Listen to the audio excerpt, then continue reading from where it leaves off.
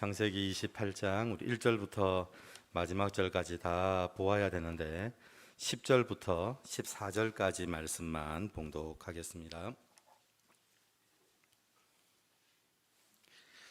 창세기 28장 10절로 14절까지 말씀 우리 함께 봉독합니다. 야곱이 브엘세바에서 떠나 하란으로 향하여 가더니 한 곳에 이르러는 해가 진지라 거기에서 유숙하려고 그곳에 한 돌을 가져다가 베개로 삼고 거기 누워 자더니 꿈에 본즉 사닥다리가 땅 위에 서 있는데 그 꼭대기가 하늘에 닿았고 또 본즉 하나님의 사자들이 그 위에서 오르락 내리락 하고 또 본즉 여호와께서 그 위에 서서 이르시되 나는 여호와니 너의 조부 아브라함의 하나님이요 이삭의 하나님이라. 네가 누워있는 땅을 내가 너와 내 자손에게 주리니 내 자손이 땅의 티끌같이 되어 내가 서쪽과 동쪽과 북쪽과 남쪽으로 퍼져나갈지며 땅의 모든 족속이 너와 내 자손으로 말미암아 복을 받으리라. 아멘. 창세기 27장의 장자권에 대한 이야기를 드렸습니다. 여러분 잘 아는 장자권입니다. 하나님의 축복을 받는 일에 이 야곱이 욕심을 부리기 시작을 하고 그 장자권을 받았습니다. 축복도 받았습니다. 자, 그런데 그 축복 장자권이 받았다고 해서 넘어온 건 아니더라고요. 여러분 그 장자의 이름으로 기록되는 것, 장자의 이름으로 기록되는 건 27장의 축복을 받는 것으로 시작하지 않고요, 32장에 야곱이 이스라엘이라는 이름으로 바뀌고 난 이후 그때부터더라고요. 우리 예수 믿고 구원받았지만 축복은 지금 받는 게 아니더라고요. 왜냐하면 하나님이 우리에게 축복을 주는 게 우리에게 축복이 아닐 때가 많기 때문에 그렇습니다. 여러분 많이 받으면 복일까요? 우리 부모님들은 늘 아시잖아요. 자녀들에게 오늘 집을 넘기는 어떤 일이 벌어지는지를 압니다. 그래서 다들 얘기하시더라고요. 절대 죽을 때까지 뭐 넘기지 말라고요? 재산을 넘기지 말아라고 얘기를 합니다. 지금 넘기면 사실은 그 재산을 감당할 수 없다는 걸 알기 때문에 그렇습니다. 하나님도 똑같은 마음이더라고요. 하나님이 우리에게 야곱에게 축복을 했는데 그 축복의 장자권이 바뀌어지는 건 27장이 아니라 32장에 바뀌더라고요. 언제 바뀌었냐면 야곱이 이스라엘로 이름이 바뀔 때였습니다. 여러분 야곱의 뜻을 아시죠?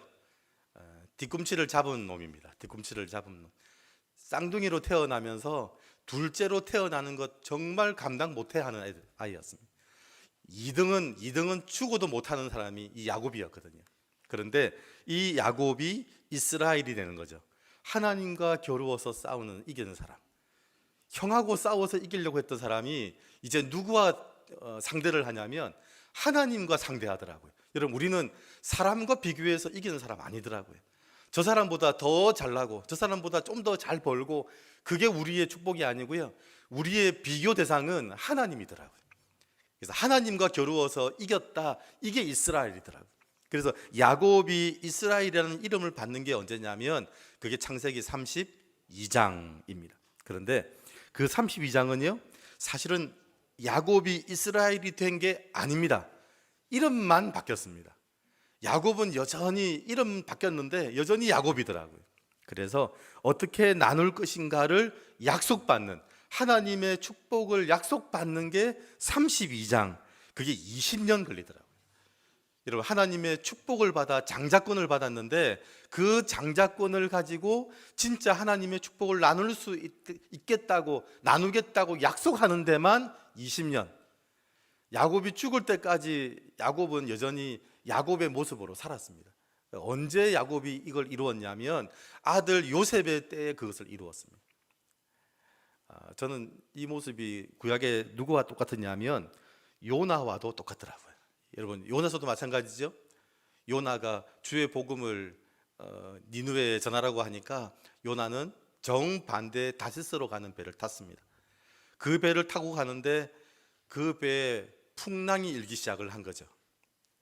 그래서 사람들이 다 찾기 시작했습니다. 왜 이 풍랑이 누구 때문인지 제비 뽑기를 했더니 누가 뽑혔냐면 제 배 밑창에서 자고 있던 요나가 뽑힌 거예요. 그래서 물어본 거죠. 왜 네가 너 때문에 왜 이런 풍랑을 만났는지를 이야기를 해라. 그리고 어떻게 하면 이 풍랑을 잔잔하게 할 수 있는지를 우리에게 알려달라. 그게 요나서 1장 11절 이야기거든요. 그런데 여러분, 그럼 12장에 뭐라고 답을 해야 될까요? 여러분, 요나는 뭐라고 답을 하면 되죠? 이 풍랑이 왜 이 모양이 됐냐? 어떻게 하면 되냐? 우리한테 얘기를 해라. 그러면 12장에 요나는 뭐라고 말을 하면 되죠? 두 가지 답입니다. 하나는 이 배를 니느웨 쪽으로 돌려라. 그러면 잔잔해질 거다. 아니면 그 말을 하기 싫으면 한 가지만 하면 됩니다. 하나님, 제가 니느웨로 가겠습니다. 그 말만 하면 됩니다. 제가 니느웨로 가겠다고 말을 하면 됩니다 라고 말을 해야 되는데, 요나가 12장에 뭐라고 답을 했을까요? 나를 바다에 던져라. 이게 굉장히 제가 말씀을 드리죠. 이 성경 말씀이 앞에 지문이 붙어야 된다고요. 나는 죽으면 죽었지 니느웨 안 간다, 그 말입니다. 하나님, 차라리 저를 죽이십시오. 제가 그냥 빠져 죽겠습니다. 그래서 나를 바다에 던지라, 이 말은요 좋은 말이 아닙니다. 난 죽으면 죽었지 니느웨 안 간다는 거예요. 차라리 나를 죽이라는 거예요. 여러분, 그게 요나더라고요. 왜냐하면 요나는 절대로 니느웨가 잘 되는 꼴을 못 보는 사람이에요. 저는 이해를 합니다. 왜냐하면 니느웨가 이스라엘 백성들에게 한 짓이 있거든요. 얼마나 악독한 짓을 많이 했던지 그 니느웨에 복음을 전하는 것, 그 사람들 잘 되는 꼴은 못 보겠다는 게 이 요나의 마음인데, 우리 마음도 그렇더라고요. 여러분, 사람들은 다른 사람 잘 되는 꼴 못 봅니다. 다른 사람, 그것도 나를 그렇게 못 살게 굴었던 그 사람이 잘 되는 꼴을 못 봅니다. 우리는 늘 하는 말이 있잖아요. 옛날 우리나라도 그런 말이 있습니다. 가다가 코나 탁 깨져라.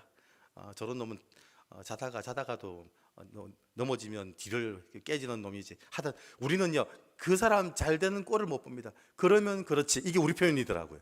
그 놈이 잘 될 리가 없지. 이게 요나가 가진 마음이나 야곱이 가진 마음도 똑같은 마음이더라고요. 여러분, 야곱이나 요나도 똑같습니다. 우리는 다른 사람을 축복되게 하는 일은 절대 하지 못하는 사람들입니다. 내가 잘 되고, 그래서 세상의 복이 뭐냐면요, 많이 받는 겁니다. 많이 받는다는 말의 표현이 어떤 뜻이냐면 비교하는 거죠. 어떻게 많이 받겠습니까? 저 사람보다 많이 받는 거죠. 저 사람보다 잘 사는 거죠. 그래서 많이 받는다는 표현은요 비교로 하는 얘기예요. 그래서 그 많이 받는다는 걸 복으로 얘기하는 사람들은 항상 만족함이 없어요. 저 사람보다 많이 받으면 또 나보다 많이 가진 사람이 또 있거든요. 그래서 세상이 말하는 복은 많이 받는 겁니다. 그런데 하나님의 복은 흘려보내는 복이에요. 나누는 복이에요. 그런데 나눌 때 하나님이 그냥 나누게 하지 않습니다. 나눈다는 말의 표현 앞에 뭐가 붙어 있냐면 차고 넘치게라는 표현입니다. 세상의 복은 많이 가지는 거죠. 자, 그러면 어느 쪽이 많은지 한번 보십시오. 세상의 복은 많이 가지는 겁니다. 하나님의 복은 차고 넘치는 겁니다. 어느 쪽이 많을까요? 하나님의 복이 많죠. 많이 가질 때도 있고 적게 가질 때도 있다는 말인데, 차고 넘친다는 말은 항상 차 있다는 말이에요. 어떻게 우리가 나눠주게 되냐면 차서 흘러서 내려가는 거예요. 그러니까 하나님의 복이 훨씬 많은 거예요. 왜냐하면 차고 넘쳐서 흘러가는 거거든요. 그래서 야곱이 이스라엘이 될 수 있는 이유가 뭐냐면 하나님의 복이 차고 넘치는 복이라서 그렇다는 겁니다. 근데 그걸 우리는 싫어합니다. 차라리 내가 가지고 다 썩어 문드러져도 내가 가지고 있지, 남을 나누어 주는 일은 절대 하지 않습니다. 그게 야곱이고 그게 요나고요, 그게 우리더라고요. 여러분, 그게 지난주에 제가 드렸던 말씀입니다. 자, 그런데 28장에 가면요, 오늘 28장에 이삭과 그의 아내 리브가가 쌍둥이를 낳으면서 하나님께 말씀을 받았습니다. 여러분, 항상 우리에게 일어나는 일은요, 하나님이 반드시 말씀을 주십니다. 하나님이 우리에게 일어나는 일들은 전부 그 전에 주셨던 말씀이 있는데, 문제가 뭐냐면 기억하지 못한다는 게 문제죠. 그죠? 우리에게 항상 일어나는 일은 다 기억하는데 그 일어나는 일을 전에 주셨던 말씀은 기억 못하더라고요.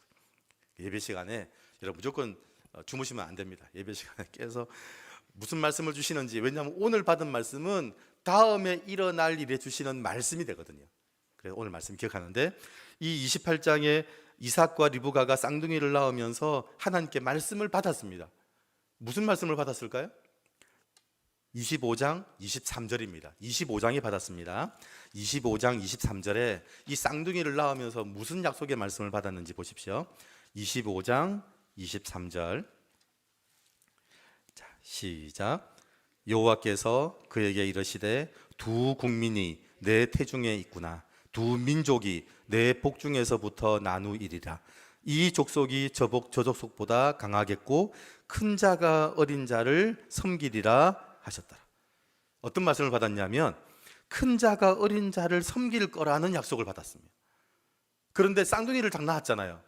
그러면 기억해야 되는 거죠. 뭘 기억해야 되죠? 어떻게 키우지? 이게 아닙니다. 사람들은 쌍둥이를 놓으면 이거 어떻게 키우지 생각하더라고요. 쌍둥이를 낳았는데 어떤 말씀이 생각이 났을까요? 이 말씀이 기억이 나는 거죠. 25장 23절. 큰 자가 어린 자를 섬기리라. 여러분, 큰 자가 어린 자를 섬기리라. 둘을 얘기하는 거잖아요. 둘. 아이를 낳을 건데 하나만 낳으면 말이 안 되는 얘기예요. 쌍둥이를 딱 낳는데 이 말씀이 그 말씀이구나. 기억이 나는 거예요. 큰 자가 어린 자를 섬긴다. 이 말씀을 받았습니다. 자, 그런데 이삭은 큰아들에게 장자의 축복을 하려고 했습니다. 그리고 리브가는 하나님의 말씀을 이루려고 했습니다. 이 부부가 달랐죠. 이삭은 큰아들에게 장자의 축복을 하려고 했습니다. 그 당연한 일이 뭐냐면 그 당시에 둘째에게 장자의 축복을 하는 법이 없었습니다. 그걸 하면 이상한 사람 되는 겁니다. 그 당시에 둘째한테 누가 장자의 축복을 합니까? 그거 했다가는요 온 동네 난리가 납니다. 둘째한테 장자의 축복을 할 수 있는 방법이 없습니다. 그러니까 이삭은 말씀을 받았음에도 불구하고 상황이 안 되니까 둘째에게 축복하지 못하고요 첫째에게 축복을 했습니다. 자, 그런데 이 아내 리브가는 말씀을 기억하면서 둘째에게 축복을 주고 싶어 했었어요. 제가 보니까 아내들이 훨씬 나아요. 제가 늘 얘기합니다. 남편들한테 아내 말 잘 들으라고. 아내 말을 잘 듣는 게 복이더라고요. 그래서 아내 말을 잘 듣는 게 낫습니다. 오늘 보니까 누가 나았죠? 이삭보다 리브가가 낫더라고요. 왜냐하면 리브가는 하나님의 말씀을 지키려고 했어요. 자, 그런데 리브가도 방법이 있을까요? 없을까요? 방법이 없어요. 둘째에게 축복할 수 있는 방법이 이삭만 없는 게 아니라 리브가도 없어요. 그러니까 리브가는 하나님의 말씀은 지켜야겠고 어떻게 지켰냐면 인간적인 방법을 동원해서 지켰습니다. 이삭은 지킬 수 있는 방법이 없으니까 세상적인 방법으로 했고 리브가는 하는 말씀을 지키고 싶었는데 인간적인 방법을 동원해서 지켰습니다. 아무래도 우리 남편이 둘째에게 축복을 할 리가 없거든요. 동네 눈치가 있고 사람들 눈치가 있고 시대적인 눈치가 있지 우리 남편이 절대로 둘째한테 장자권을 축복할 리가 없다는 거 알고 이 리브가는 우리 남편이 눈이 어둡다는 거 알고 그걸 이용해서 둘째가 장자의 축복을 받도록 한 거예요. 그러니까 하나님의 말씀을 이루는데 인간적인 방법을 동원한 거죠. 여러분, 이 두 가지의 방법의 결과가 뭐였냐면 이 리브가와 이삭은 죽을 때까지 이 둘째 아들을 다시는 보지 못하게 됐습니다. 상황 때문에, 상황으로 하는 신앙생활. 하나님 어쩔 수 없는 거 알지 않습니까? 제가 상황이 이렇습니다 라고 하는 신앙생활. 하나님의 말씀을 지켜야겠는데 인간적인 방법을 동원해서 하는 신앙생활. 그 두 가지의 결과가 뭐냐면 사랑하는 둘째 아들을 다시는 보지 못하는 결과가 만들어졌더라고요. 여러분, 그게 오늘 이 말씀입니다. 사실은 이 말씀을 제가 준비하면서 이삭과 리브가가 저한테 따지더라고요. 말씀을 준비하면 그러거든요. 어떻게 그럴 수 있냐? 말씀을 지켜야지. 하나님의 말씀을 목에 칼이 들어와도 지켜야지. 이삭 리브가 이러면 안 되지 라고 말을 할 수 있는데요, 제가 이 말씀을 묵상하고 준비하는데 이삭과 리브가가 저한테 말을 걸더라고요. 그 말의 그 내용이 뭐냐면 그럼 너한테는 방법이 있냐? 이렇게 묻더라고요. 제가 그 질문에 답을 못 하겠더라고요. 여러분 아시죠? 옛날에 장자가 얼마나 큰 권세였는지, 아들이 얼마나 큰 일이었는지. 아들 낳지 못한다고 부인들이 쫓겨났잖아요. 딸만 낳았다고요, 그 딸이 죽임을 당하는 일도 있었어요. 그런 시대에 둘째에게 장자권을 축복을 한다? 말이 되지 않은 이야기입니다. 저는 충분히 이삭과 리브가를 이해합니다. 그렇게 신앙생활 하는 사람 이해합니다. 왜냐하면 저도 그럴 수밖에 없다는 거 알거든요. 그래서 이 말씀 준비하면서 우리 이삭처럼 그렇게 하지 맙시다. 리브가처럼 그렇게 하지 맙시다. 이삭처럼 하나님의 말씀을 지키려고 해야 되지. 아니 상황이 그렇다고 그러면 되겠습니까? 리브가처럼 하나님의 말씀을 지켜야 되는데 제발 좀 인간적인 방법 쓰지 맙시다. 이렇게 말을 하고 싶은데 이 이삭과 리브가가 저한테 묻더라고요. 니는 방법이 있냐 묻더라고요. 제가 거기에 뭐라고 답을 했겠습니까? 맞습니다. 저도 방법이 없더라고요. 저도 방법이 없더라고요. 둘째한테 장자권의 축복을 할 수 있는 방법이 저도 없더라고요. 작은 아들에게 장자의 축복을 할 방법을 저도 모르겠더라고요. 근데 그 심정이 뭐하고 똑같으냐면요, 이스라엘 백성들을 말씀 따라 인도해서 홍해 앞에 데려다 놓은 모세하고도 똑같겠더라고요. 모세는 알고 데려왔겠습니까? 근데 말씀에 순종해서 왔을 뿐인데 그게 홍해 앞에 와 있잖아요. 그런데 이 홍해 앞에 와 있는 모세도 방법이 있을까요? 없을까요? 방법이 없습니다. 방법이 없더라고요. 하나님의 말씀을 순종하면 그 순종할 수 있는 방법이 우리한테는 없더라고요. 이삭은 이삭대로 그 방법 그걸 지켰고요. 리브가는 리브가대로 그걸 지켰더라고요. 지금도 많은 성도들, 많은 교회들이 그렇게 합니다. 상황에 맞추어서 목회하고 하나님 말씀을 지키는데 그래도 우리가 할 수 있는 방법으로 하고, 그래서 대부분 교회들이나 신앙생활들을 그렇게 합니다. 하나님 알지 않습니까? 목사님도 한번 다 살아보십시오. 뭐 그럴 수가 없는 거 뻔히 알지 않습니까? 그리고 하나님 말씀을 지키려고 자기 인간적인 방법으로 그렇게 해보기도 하고 그렇게 해보기를 한다는 겁니다. 그런데 할 수 있는 방법은 하나가 있습니다.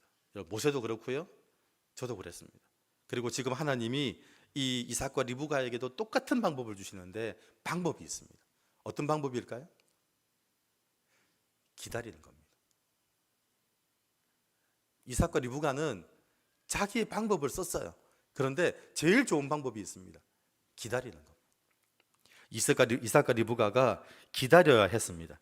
하나님의 방법으로 어떻게 말씀을 이루시는지, 가덕교회는 지금까지 가덕교회에 주신 말씀을 하나님께서 어떻게 이루실지 저도 아는 방법이 없어가지고요, 기다렸습니다.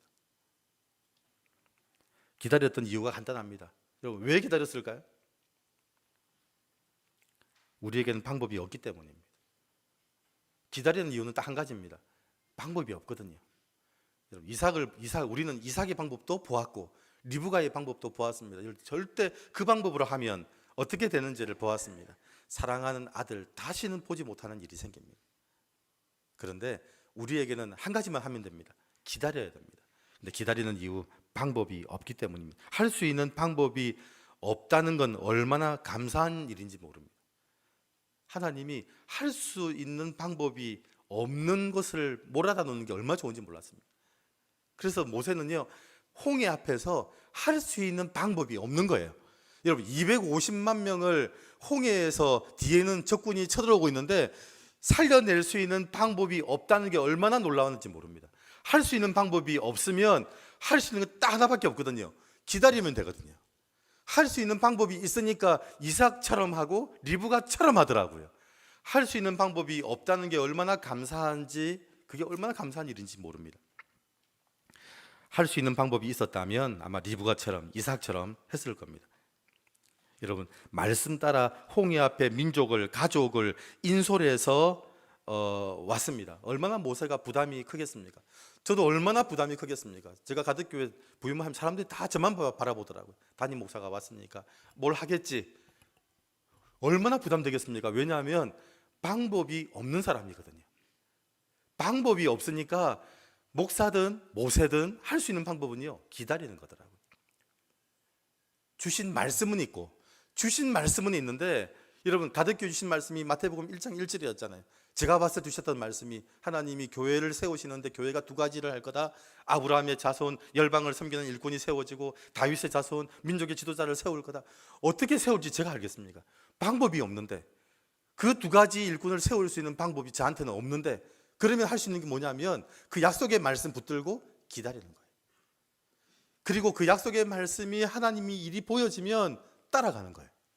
그래서 모세는 홍해가 갈라지는 걸 보고는 그 길을 들어서기 시작하는 거예요. 여러분, 그 길을 들어서는 일은 쉬운 일이 아닙니다. 애굽의 군대는요, 홍해가 갈라진 걸 보고 못 들어왔습니다. 홍해가 갈라지는 걸 보고 들어오지 못하는 사람들이 애굽의 군대들이었습니다. 그런데 모세는요 들어갔습니다. 왜냐하면 그것밖에 없거든요. 들어가다가 가는 중에 다시 그 물이 합쳐지면 죽을 거잖아요. 여러분, 물이 얼마나 무서운데요. 물이 무서워서 사실은 그 물로 발을 내 못 딛잖아요. 그런데 그 홍해가 갈라지는 걸 보고 모세는 들어가고 애굽의 군대는 주저했던 이유가 뭐냐면 모세는 방법이 그것밖에 없었거든요. 하나님이 방법 보여주시면 이제는 그것밖에는 따라갈 일이 없다는 거예요. 그게 목회고요, 그게 신앙생활이고 그게 우리의 믿음의 생활이더라고요. 방법이 없으면 하나님이 보여주는 그거 외에는 따라갈 길이 없더라고요. 그래서 그 부담감 때문에 인간적인 방법을 쓰면 안 된다는 걸 보여주시더라고요. 저는 이삭과 리브가와 모세 다음에 신앙생활 하는 게 얼마나 좋은지 모릅니다. 왜냐하면 우리는 그렇게 하면 어떻게 되는지를 미리 다 보았거든요. 우리는 그렇게 하면 어떻게 되는지를 미리 보았잖아요. 하나님의 신앙생활은 항상 오픈북입니다. 하나님이 마귀가 어떻게 시험하는지 우리는 시험 문제를 다 알고 있어요. 시험 문제 전부 다 알고 있음에도 불구하고 매일 그 시험에 넘어지잖아요. 마귀가 주는 오픈 시험, 여러분 오픈 시험은 쉬운 거 아닙니다. 교과서 다 보라고 얘기하고 시험 치는 게 쉬울 것 같죠? 우리 학생들이 다 그럽니다. 차라리 오픈북이 아니면 낫겠다고 얘기합니다. 오픈북이 더 어려워요. 마귀가 오픈북으로 시험하는 이유가 있습니다. 우리는 문제를 알고도 그 문제를 풀 방법이 없다는 걸 우리는 알고 있거든요. 마귀는 그걸 알고 있거든요. 그래서 항상 똑같은 문제를 가지고 신앙생활 하는 사람들이 똑같이 넘어지더라고요. 모세가 넘어졌는데, 이삭과 리브가가 넘어졌는데 저도 넘어지더라고요. 우리는 방법이 있을 것 같습니까? 왜냐하면 그 하나님의 방법이 홍해, 바다를 가르는 방법이었거든요. 알아도 방법이 없더라고요. 그 방법이 바다를 가르는 방법이라는 건 우리는 알아도 상관이 없습니다. 우리는 알아도 해결할 방법이 없고요, 그걸 알아도 될 문제가 아니더라고요. 그래서 우리가 할 수 있는 건 아니라는 생각이 듭니다. 알려주시지 않는 이유를 조금은 알겠더라고요. 그 방법을 알려주지 않는 이유를 제가 알겠더라고요. 알아도 별 도움이 안 된다는 걸 제가 알겠더라고요. 여러분, 이게 오늘 28장 1절부터 5절까지의 이야기입니다. 여러분, 하나님의 말씀을 지킬 수 있는 방법이 우리한테는 없다는 거 기억하셔야 됩니다. 그걸 지키려고 몸부림치지 마십시오. 지킬 수 있는 방법이 없다는 거 아셔야 됩니다. 그 하나님의 말씀이 뭔지를 알고 그 말씀을 지킬 수 있는 방법이 나한테는 없구나. 지키려고 자꾸 몸부림치면 리브가 같은 교회를 만들어내더라고요. 그걸 지키지 못하는 교회는 이삭 같은 교회가 되고요, 그걸 어떻게 하든지 지켜보려고 몸부림치면 리브가 같은 교회가 되더라고요. 그런데 하나님은 우리에게 야곱같이, 요셉같이 그걸 지킬 수 있는 방법을 우리에게 주셨더라고요. 모든 믿음의 사람들은요, 지킬 수 있는 방법을 찾아낸 사람들이 아닙니다. 하나님의 말씀을 받고 어떻게 이 말씀을 지켜낼 건가를 방법을 찾아낸 사람들이 믿음의 사람들이 아니더라고요. 믿음의 사람들은요, 약속의 말씀을 붙들고 기다린 사람들이었지, 약속의 말씀을 받고 한번 찾아보자, 방법을 찾아보자, 그 방법으로 목회했더니 됐더라, 그렇게 말하는 사람들이 아니라는 거예요. 여러분, 우리는 약속의 말씀을 붙들고 아무리 봐도 지킬 수 있는 방법이 없어요. 모세가 약속의 말씀을 받았잖아요. 그런데 아무리 봐도 지킬 수 있는 방법이 없는 거예요, 모세한테는. 그래서 모세가 제일 잘한 거, 모세가 끝까지 한 거, 그게 기다린 거였거든요. 물론 마지막에 못 기다렸죠. 화를 내는 바람에 모세는 가나안 땅으로 못 들어갔습니다. 하나님의 방법에 대해서 화를 냈거든요. 하나님, 절대 저는 그렇게 못하겠습니다. 화를 내는 바람에 결국 모세는 가나안 땅으로 못 들어갔잖아요. 여러분, 그게 이제 하나님께서 기다릴 때 일어나는 일을 설명하는 것이 이제 6절부터입니다. 28장부터는요, 기다리면 일어나는 일들에 대한 것입니다. 그래서 성도는 일꾼이 아니고 증인이에요. 하나님이 하시는 일을 보는 증인이지 하나님의 일을 하는 일꾼 아니라는 거예요. 그래서 일꾼이란 말의 뜻이 증인이란 말이에요. 하나님이 하시는 일을 보는 사람. 이제 한번 보시기 바랍니다. 28장 6절부터 이제 이 이삭과 리브가 두 사람이 방법이 없었는데 하나님이 어떻게 일을 하시는지, 어떤 방법을 이루시는지를 보여주는 게 28장 6절부터의 이야기입니다. 자, 6절에 보셔서 이제 결국은 이 야곱이 집을 떠나게 됩니다. 형제간에 갈라놨죠. 여러분, 하나님의 말씀대로 하지 않으면 어떤 일이 벌어지냐면요, 부모와 자식이 갈라지고요, 형제와 형제가 갈라지기 시작합니다. 이건 마귀가 제일 좋아하는 일입니다. 마귀가 하는 일은요, 제일 처음 마귀의 시험이 부부를 갈라놨잖아요. 하나님과 아담과 하와를 갈라놨고, 그리고 아담과 하와를 갈라놓는 일을 했어요. 그게 마귀가 하는 방법이거든요. 결국 방법을 썼더니 이 부부와 어머니 아버지와 야곱이 헤어지게 되고 형 에서와도 헤어지게 됐습니다. 하나님께서 그 다음에 일을 하기 시작하십니다.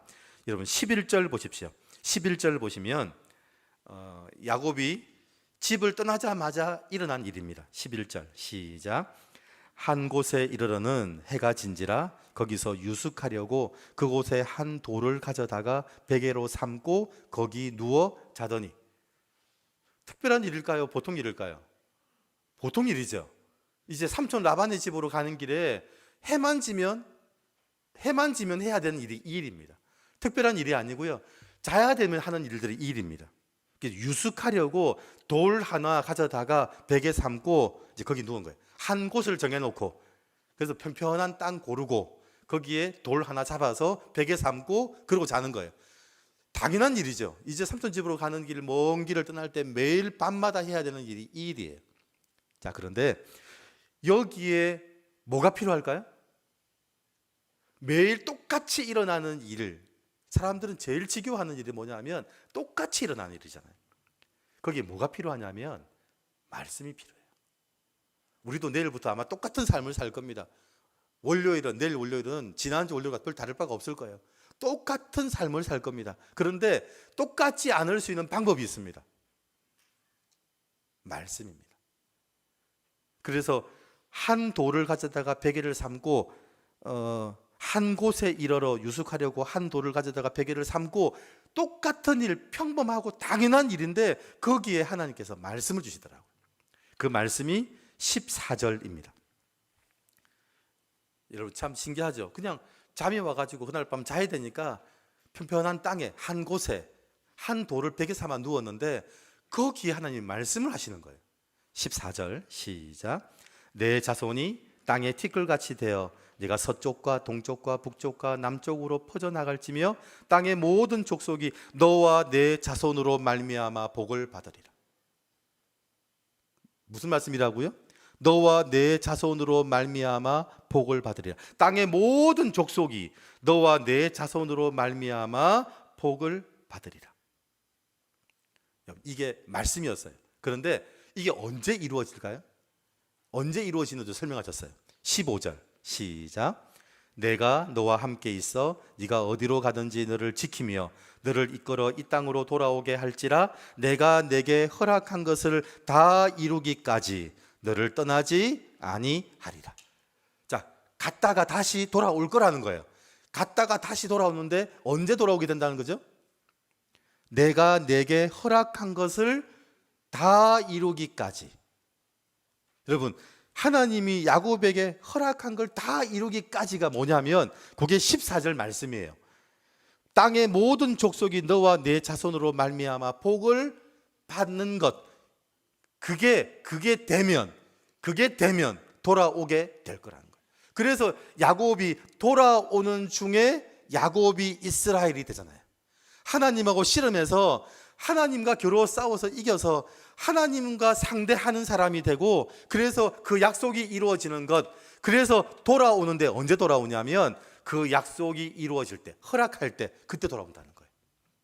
여러분, 저는 이게, 그래서 야곱이 그 말씀을 받고는 그 편편한 땅 한 곳, 한 돌, 베개 한 돌, 그걸 어떻게 정의를 내렸냐면요, 18절입니다. 17절 시작. 이에 두려워하여 이르되 두렵도다. 이곳이여 이것은 다름 아닌 하나님의 집이요 이는 하늘의 문이로다. 여러분, 이곳이 뭐냐면 11절에 있는 한 곳이죠. 그곳을 뭐라고 했냐면 하나님의 집이고 그 돌은 하늘의 문이라고 얘기한 거예요. 그래서 이 이름이 뭐가 되냐면요, 18절이 됩니다.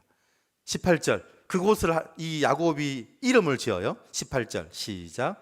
야곱이 아침에 일찍이 일어나 베개로 삼았던 돌을 가져다가 기둥으로 세우고 그 위에 기름을 붓고, 19절, 그곳 이름을 베델이라 하더라. 굉장히 중요한 지명입니다. 예수님 당시도 마찬가지 이스라엘 백성들에게 제일 중요한 지명 중에 하나가 이 베델이에요. 베델, 하나님의 집이란 말이에요. 그래서 이 베델이 만들어지는 곳, 그냥 평평한 땅에 베개 베고 누웠던 그 유숙하는 그곳이 베델이 되었어요. 그 이유가 뭐냐면 하나님의 말씀이 임한 거예요. 그래서 임한 게 뭐냐면 세상의 모든 족속들이 너와 내 자손으로 말미암아 복을 받으리라, 이 말씀을 받은 거예요. 그 말씀이 이루어지는 때가 언제였냐면 야곱이 이스라엘이라는 이름이 되는 때였거든요. 여러분, 많이 가지는 축복에서 차고 넘치는 축복을 받을 때가 있어요. 저는 우리 성도님들이 많이 가지는 성도 아니기를 바라요. 많이 가지는 건요, 내어 놓지를 못하더라고요. 얘기했죠, 비교한 거라고. 여러분, 비교해서 많이 가지고 있는데 내가 내어 놓으면 이 사람보다 적어지잖아요. 절대로 많이 못 내놔요. 왜냐하면 비교해서 많은데 내가 내어놓으면 이 사람보다 적어지는데 어떻게 내놨습니까? 그러니까 많이 갔음에도 불구하고 나누지 못하는 이유가 있더라고요. 내가 그 사람보다 많이 가지고 있어야 되거든요. 그런데 그 많이 가지는 것에서 차고 넘치는 복으로 바뀔 때, 그때 네가 고향으로 돌아오게 될 거라는 거예요. 그때 너가 천국, 여러분 본향은요, 고향은 본향을 얘기하거든요. 천국으로 가게 될 것이다. 천국으로 가는 사람이 누구냐면 너 때문에 다른 민족이 너와 내 자손으로 말미암아 복을 주는 사람이 고향으로 돌아가게 될 거라는 거예요. 천국은 누가 가죠? 이 축복을, 야곱을 이스라엘 축복으로 아는 사람이, 그 사람이 천국으로 가는 거예요. 다시 돌이켜서 천국 본향으로 가게 된다라는 말인 거예요. 땅의 모든 족속이 너와 내 자손으로 말미암아 복을 받으리라. 여러분, 그게 우리 가덕교회 주시는 메시지거든요. 가덕교회를 통해서 민족들이, 땅의 모든 민족들이 복을 받을 것이다. 복 받게 될 것이다. 여러분, 믿어지십니까? 안 믿어지시는데요, 그 말이 하나님이 안 믿어질까 봐, 우리 안 믿어질까 봐 사인을 했더라고요. 사인을. 그 사인이 15절에 있습니다. 사인을 2번이나 했더라고요. 15절에 내가 너와 함께 있어, 이게 사인입니다. 내가 너와 함께 있어, with you. 그리고 내가 내게 허락한 것을 다 이루기까지 너를 떠나지 아니하리라, 또 사인을 했더라고요. 약속하고 보증하고 또 사인하고, 하나님이 이렇게 중복으로 보증하고 약속을 하셨더라고요. 여러분, 꿈을 주신 분도 하나님이시고요, 그 꿈을 이루어 주실 분도 하나님이라고 말씀하셨습니다. 그 꿈을 이룰 때 방해되는 건 세상 아닙니다. 여러분, 교회가 목회를 하면서 세상이 우리를 방해할 것처럼 보이죠. 가장 신앙생활에 목회에 가장 힘들게 하는 건 세상일 것 같죠? 아닙니다. 세상이 우리를 방해하는 게 아니라 야곱입니다. 야곱이 방해를 했지 세상은 절대로 하나님의 일을 방해하지 못합니다. 하나님의 일을 방해할 만한 능력이 세상에는 없습니다. 근데 그 세상을, 그 교회를 유일하게 방해할 수 있는 게 있습니다. 성도입니다. 야곱은 체질적으로 모든 족속이 복받는 걸 좋아하지 않습니다. 사람들은 내가 잘 되는 걸 원하지 다른 사람 잘 되는 걸 좋아하지 않습니다. 야곱은 그래서 요셉을 통해 그 꿈이 이루어지는 것을 보았습니다. 자기 자신을 위해 평생 살았던 야곱이 애굽의 바로왕 앞에서 자신의 인생을 한마디로 표현했는데 그게 험악한이었습니다. 많이 가지고 살면, 그 욕심을 가지고 살면 마지막에 고백하는 게 있습니다. 내 인생을 돌아봤더니 험악했다는 거예요. 그런데 다른 사람을 위해서 살면요, 하늘 문을 가진 하나님의 집에 살게 됩니다. 하나님이 부어주시는 축복으로 차고 넘쳐서 그 축복을 흘려보내는 사람 집에 살게 되는 겁니다. 그래서 우리의 관심은 많이 가질 것인가가 아니에요. 하나님이 강물처럼 부어주시는 그 축복을 어떻게 나눌 것인가를 고민하셔야 돼요. 어릴 때 비 올 때 운동장에서 전 댐을 만들어 봤습니다. 비가 막 오고 있으면 이렇게 댐을 만들었습니다. 그런데 급하게 빨리 해야 되는 게 있습니다. 물길을 만들어야 돼요. 물길을 안 만들어 놓으면요, 그거 만들어 놓은 거 금방 넘쳐버리고 맙니다.